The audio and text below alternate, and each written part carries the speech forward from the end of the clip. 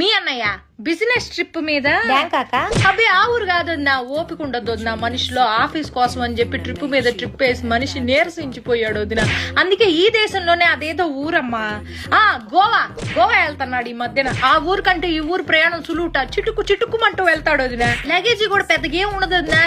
రెండు నిక్కర్లు పట్టుకెళ్తాడు. నిక్కర్లు ఏందయ్యా అంటే ఫారినర్లతో మీటింగ్ రాజ్యం మామూలు విషయం కాదు, ఫ్యాషన్ గా ఉండాలంటాడు. ఫ్యాషన్ అని అల్లాడిపోతా ఉంటాడు మనిషి. ఆ ఊరు వెళ్ళేటప్పటికి ఒక్కసారి కూడా ఫోన్ కలవదు వదిన. ఎప్పుడు చూసినా స్విచ్ ఆఫ్ అని వస్తుంది. ఏందండి స్విచ్ ఆఫ్ అంటే? రాజ్యం నేను చాలా లోతెట్టు ప్రాంతాల్లో ఉంటా, నాకు ఫోన్ చేయడానికి ప్రయత్నించబాక, మీకోసమేగా ఇదంతా అంటాడు.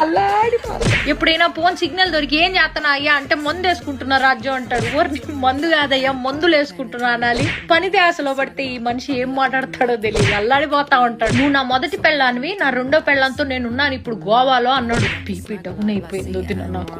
ఏం